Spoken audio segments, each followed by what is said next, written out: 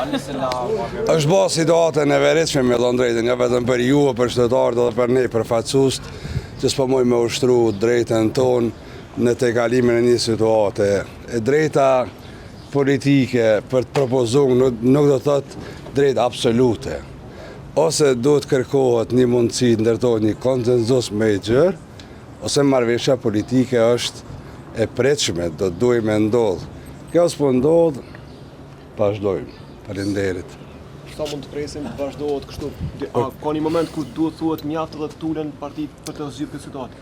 Mjaft seanca e parë ka qenë e nevojshme me i tejkalu krejt. E dyta është e tepërt. Mos flasim për seancën e tetë, nuk po arrit më konstitu legislativi zgjedhën dhe kjo është problem serios politik. Është mungesë e vullnetit politik realisht. Pak do të me banë sens mi morën krejt këto raporte dhe propozimi nuk është i mjaftueshëm, do të me qenë i zgjedhën. Dhe me vetë faktin që s'po ka as përpjekjen më të vogël me ndihmu që të zgjedhet zonja që është propozu, tregon qartë që është vendim politik, nuk ka marrëveshje për qeveri, ku vendi po mat peng. Cili është kandidati i LDK si pranueshëm? I vendosi si pranueshëm. Për neve nuk ka problem me një përveçëm.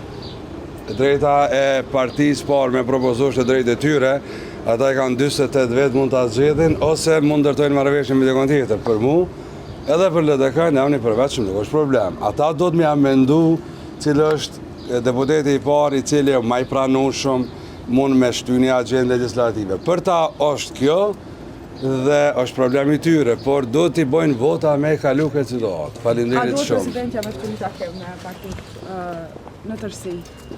Për mendim të jam nuk ka asnjë detyrë.